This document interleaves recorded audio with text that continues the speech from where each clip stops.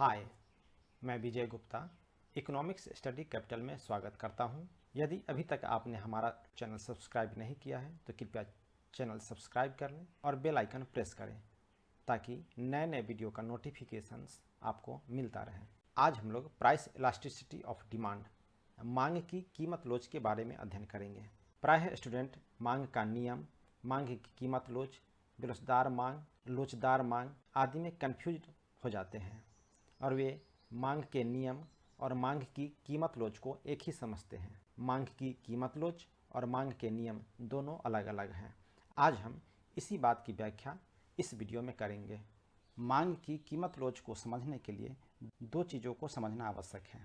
पहला, मांग का नियम और दूसरा, गणित की मौलिक जानकारी। मांग की कीमत लोच को समझे उससे पहले यह जानना आवश्यक है कि लोच कहते किसे हैं। लोच का अर्थ होता है वस्तु में घटने या बढ़ने की प्रवृत्ति। उदाहरण के लिए रबर लोचदार होती है क्योंकि दबाव पड़ने पर बढ़ जाती है और दबाव हटा लेने पर पुनः अपनी स्थिति में वापस आ जाती है। लोच दो बातों पर निर्भर करती है, वस्तु के स्वभाव पर और उस पर पड़ने वाले दबाव पर। कुछ वस्तुओं का स्वभाव ऐसा होता है कि उन पर कम दबाव डालने पर भी अधिक परिवर्तन उत्पन्न होता है। ऐसी वस्तुओं को अधिक लचीली वस्तुएं कहा जाता है। इसके विपरीत कुछ वस्तुएं ऐसी होती हैं जिसमें अधिक दबाव डालने पर कम परिवर्तन होता है। ऐसी वस्तुओं को बेलोच वस्तुएं कहा जाता है। इसी अवधारणा के साथ कीमत की मांग पर होने वाली प्रतिक्रिया के संदर्भ में मांग की लोच की व्याख्या की गई है। इस प्रकार हम कह सकते हैं कि लोच का अर्थ होता है स्वतंत्र चर, इंडिपेंडेंट वेरिएबल में परिवर्तन के कारण आश्रित चर डिपेंडेंट वेरिएबल में होने वाले प्रतिक्रिया की माप से संबंध होता है। हम जानते हैं कि किसी वस्तु की मांग, उस वस्तु की कीमत, उस वस्तु से संबंधित अन्य वस्तुओं की कीमतें, उपभोक्ता की आय, उपभोक्ता की रुचि आदि पर निर्भर करती है। ये सभी स्वतंत्र चर हैं। इन चरों में परिवर्तन का प्रभाव मांग पर पड़ता है। मांग के नियम के अनुसार हम जानते हैं कि अन्य बातें समान रहने पर यदि किसी वस्तु की कीमत में कमी होती है तो उस वस्तु की मांगे जाने वाली मात्रा में वृद्धि हो जाती है और यदि कीमत में वृद्धि कर दी जाती है तो मांग मात्रा में कमी हो जाती है। इस प्रकार मांग का नियम, जो किसी वस्तु की कीमत में होने वाले परिवर्तन के परिणाम स्वरूप उस वस्तु की मांग में होने वाली परिवर्तन की दिशा को बताता है, यह एक गुणात्मक कथन, क्वालिटेटिव स्टेटमेंट है। इससे यह भी ज्ञात हो जाता है कि वस्तु की कीमत में कमी होने पर उस वस्तु की मांग बढ़ेगी अथवा कीमत में वृद्धि होने पर उस वस्तु की मांग कम होगी। लेकिन यह नियम यह बताने में असमर्थ है कि मांग में कितना परिवर्तन होगा। अर्थात किसी वस्तु की कीमत में होने वाले परिवर्तन के परिणाम स्वरूप मांग में होने वाले अनुपातिक परिवर्तन की जानकारी जिस धारणा से होती है उसे मांग की लोच कहते हैं। मांग की लोच एक परिमाणात्मक कथन, क्वांटिटेटिव स्टेटमेंट है। इस प्रकार मांग की लोच एक वस्तु की कीमत के परिवर्तन से उसकी मांग की मात्रा में प्रतिक्रियाशीलता की माप होती है। मुख्य रूप से मांग की लोच की अवधारणा का विकास करने वाले अर्थशास्त्री प्रोफेसर मार्शल के अनुसार मांग की लोच कम या अधिक होना इस बात पर निर्भर है कि कीमत में एक निश्चित कमी होने से मांग अधिक बढ़ती है या कम, और कीमत में निश्चित वृद्धि होने से कम घटती है या अधिक। आधुनिक अर्थशास्त्री मांग की लोच को गणितीय ढंग से परिभाषित करते हैं। जैसे प्रोफेसर आर.जी. लिप्से के अनुसार मांग की कीमत लोच किसी वस्तु की कीमत में होने वाले प्रतिशत परिवर्तन तथा उस वस्तु की मांग में होने वाले प्रतिशत परिवर्तन का अनुपात है। श्रीमती जॉन रॉबिन्सन के अनुसार मांग की लोच किसी कीमत अथवा उत्पादन पर क्रय की गई मात्रा का अनुपातिक परिवर्तन है, जो कीमत के अल्प परिवर्तन में कीमत के अनुपातिक परिवर्तन को भाग करने से प्राप्त होता है। इस प्रकार मांग की लोच बराबर मांग की मात्रा में अनुपातिक परिवर्तन बाई कीमत में अनुपातिक परिवर्तन। यहाँ x वस्तु की मात्रा है, p कीमत है, डेल्टा चेंज को शो करता है, परिवर्तन को बताता है। डेल्टा x बाई x वस्तु की मात्रा में अनुपातिक चेंज को बताता है। डेल्टा पी बाई पी कीमत में अनुपातिक चेंज को बताता है। इस प्रकार हम कह सकते हैं कि मांग की कीमत लोच किसी वस्तु की कीमत में होने वाले प्रतिशत परिवर्तन तथा उस वस्तु की मांग में होने वाले प्रतिशत परिवर्तन का अनुपात है। प्राइस इलास्टिसिटी ऑफ डिमांड, मांग की लोच का मान ऋणात्मक होता है क्योंकि वस्तु की मांग और उसकी कीमत में विपरीत संबंध होता है। यहाँ पर यह भी बताना आवश्यक है कि डेल्टा बड़े चेंज को शो करता है जबकि डी छोटे चेंज को, स्मॉल चेंज को शो करता है। यहाँ यह दोहराना आवश्यक है कि सभी वस्तुओं की मांग की लोच एक समान नहीं होती है। कुछ वस्तुओं की मांग की लोच अधिक होती है तथा कुछ वस्तुओं की मांग की लोच कम होती है। इस प्रकार मांग की लोच मांग एवं कीमत में पारस्परिक संबंध की मात्रा, डिग्री ऑफ कोरिलेशन को सूचित करता है। मांग की लोच को मांग की कीमत लोच का गुणांक भी कहा जाता है। मांग की कीमत लोच का गुणांक हमेशा 0 और इन्फिनिटी के बीच में होता है। इस प्रकार मांग की लोच की 5 श्रेणियां होती हैं। पहला पूर्ण बेलोचदार मांग, दूसरा सापेक्षतः बेलोचदार मांग, तीसरा इकाई लोचदार मांग, चौथा सापेक्षता लोचदार मांग और पांचवा पूर्ण लोचदार मांग। अब एक एक करके इसकी व्याख्या उदाहरण के साथ करेंगे। पहले पूर्णतया बेलोचदार मांग की व्याख्या करते हैं। जब किसी वस्तु की कीमत में परिवर्तन हो जाने पर भी इनकी मांग में कोई परिवर्तन नहीं होता है तो उस वस्तु की मांग को बेलोचदार कहा जाता है।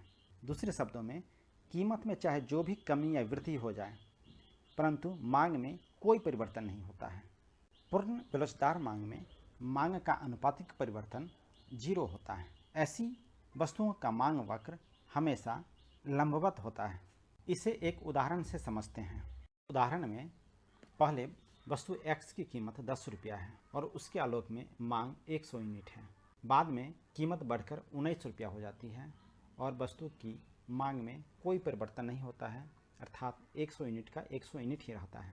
इसे मांग की कीमत लोच की फार्मूला के आधार पर निकालते हैं तो मांग की कीमत लोच का गुणांक 0 आता है जो पूर्णतः बेलोचदार मांग को दर्शाता है। व्यवहार में पूर्णतः बेलोचदार मांग का उदाहरण देखने को नहीं मिलता है।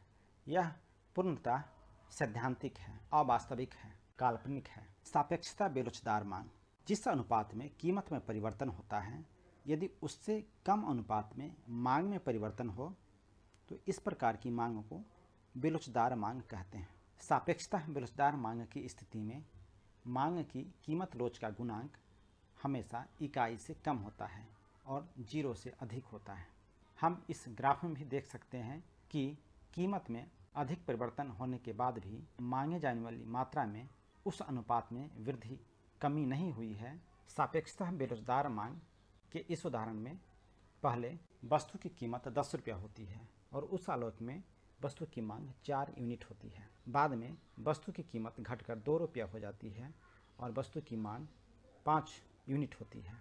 इस प्रकार हम देखते हैं कि जिस अनुपात में कीमत में कमी होती है उस अनुपात में वस्तु की मांग में वृद्धि नहीं होती है और इसको जब हम कैलकुलेशन करते हैं तो कीमत लोच 1 से कम होती है। सामान्यतः आवश्यक वस्तुओं की मांग बेलोचदार होती है, जैसे नमक, खाने पीने की अनाज आदि। इकाई लोचदार मांग, जब किसी वस्तु की मांग में परिवर्तन ठीक उसी अनुपात में होता है जिस अनुपात में उसकी कीमत में, तो उस वस्तु की मांग को इकाई लोचदार मांग कहते हैं। इकाई लोचदार मांग की स्थिति में कीमत का अनुपातिक परिवर्तन बराबर मांग का अनुपातिक परिवर्तन होता है, अर्थात जिस अनुपात में कीमत में परिवर्तन होता है ठीक उसी अनुपात में मांग में परिवर्तन होता है। इसे एक उदाहरण से समझते हैं। इस उदाहरण में पहले वस्तु की कीमत 10 रुपया है और उसके अनुपात में मांग 100 यूनिट है। बाद में वस्तु की कीमत बढ़कर 15 रुपया हो जाती है और मांग घटकर 50 यूनिट रह जाती है।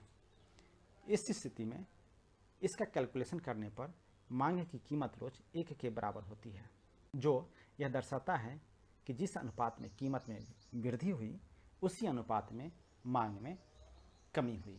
सामान्यतः आरामदायक वस्तुएं की मांग की लोच इकाई होती है, जैसे दूध, घी, फल आदि। इन सब वस्तुओं की मांग हमारी कार्यकुशलता के लिए आवश्यक होती है। इसकी मांग प्रायः न तो अधिक लोचदार होती है और न बिल्कुल बेलोचदार होती है। इसकी मांग सामान्यतः लोचदार होती है, अर्थात इन वस्तुओं की कीमतों में जिस अनुपात में परिवर्तन होता है उसी अनुपात में मांग में भी परिवर्तन हो जाता है। जब किसी वस्तु की कीमत में परिवर्तन होने के फलस्वरूप उसकी मांग में अधिक अनुपातिक परिवर्तन हो जाता है, तब ऐसी वस्तु की मांग को सापेक्षतः लोचदार मांग कहते हैं। सापेक्षतः लोचदार मांग की लोच इकाई से अधिक होती है, लेकिन इन्फिनिटी से कम होती है। इसे एक उदाहरण से समझते हैं। इस उदाहरण में पहले वस्तु की कीमत 5 रुपया है और मांग 10 यूनिट है। बाद में कीमत घटकर 4 रुपया हो जाती है और मांग बढ़कर 15 यूनिट हो जाती है। अर्थात कीमत में 1 रुपये की कमी होने पर भी मांग में 5 यूनिट की वृद्धि हो जाती है। अर्थात जिस अनुपात में कीमत कमी होती है उससे अधिक अनुपात में मांग में वृद्धि हो जाती है। इस प्रकार की मांग को सापेक्षतः लोचदार मांग कहते हैं। साधारणतया लग्जरियस गुड्स, विलासिता संबंधी वस्तुओं की मांग सापेक्षतः लोचदार होती है। पूर्ण लोचदार मांग: जब किसी वस्तु की कीमत में नगण्य परिवर्तन होने पर अथवा बिल्कुल परिवर्तन न होने पर भी मांग में अत्यधिक परिवर्तन होता रहता है, तब ऐसी वस्तु की मांग को पूर्णतया लोचदार मांग कहा जाता है। ऐसी मांग की दशा में वस्तु की अति सूक्ष्म कीमत वृद्धि भी उसकी मांग को शून्य कर देती है। पूर्ण लोचदार मांग की लोच अनंत होती है।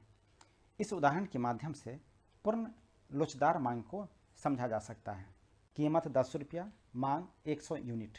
कीमत पुनः 10 रुपया, लेकिन मांग में वृद्धि हो गई, यानी 120 यूनिट हो गई। अर्थात कीमत में कोई परिवर्तन नहीं हुआ, इसके बावजूद मांग में परिवर्तन हो गया। इस तरह की मांग को पूर्ण बेलोचदार मांग कहा जाता है। और पूर्ण बेलोचदार मांग की कीमत लोच गुणांक असीमित होती है, अनंत होती है। वास्तविक जीवन में पूर्ण लोचदार मांग का उदाहरण देखने को नहीं मिलता है। यह काल्पनिक है, सैद्धांतिक है। वास्तविक जीवन में किसी भी वस्तु की मांग की दशा इस प्रकार नहीं पाई जाती है।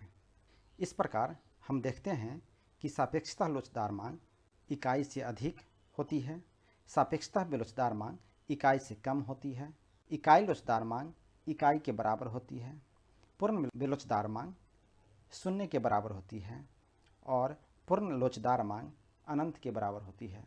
यह वक्र दर्शाता है कि मांग वक्र जितना अधिक चपटा होगा, मांग की लोच उतना ही अधिक होगा। अर्थशास्त्र में मांग की कीमत लोच सिद्धांत महत्वपूर्ण भूमिका निभाती है। यह बहुत सी व्यवहारिक समस्याओं के समाधान में भी सहायता करती है। मांग की लोच के अध्ययन से हमें इस बात का पता चलता है कि वस्तु की कीमत में परिवर्तन होता है तो उसकी मांग में क्या परिवर्तन होगा। कीमत परिवर्तन से विभिन्न वर्गों पर क्या प्रभाव पड़ेगा, उनकी उपभोग तथा रहन सहन के स्तर पर क्या प्रभाव पड़ेगा। मांग की लोच सिद्धांत सरकारी नीतियों के निर्धारण में भी महत्वपूर्ण भूमिका अदा करती है। इस सिद्धांत की सहायता से सरकार को कर नीति निर्माण में, सार्वजनिक उपयोगिता वाले उद्योग के संबंध में निर्णय लेने में एवं अन्य आर्थिक निर्माण में अत्यधिक सहायता मिलती है। आशा है इस वीडियो से आपको मांग की कीमत लोच समझने में मदद मिली होगी। वीडियो को दोबारा देखें, लाइक करें और अपने दोस्तों को शेयर करें। नए वीडियो का नोटिफिकेशन पाने के लिए कृपया चैनल को सब्सक्राइब करें और बेल आइकॉन प्रेस करें। Thank you.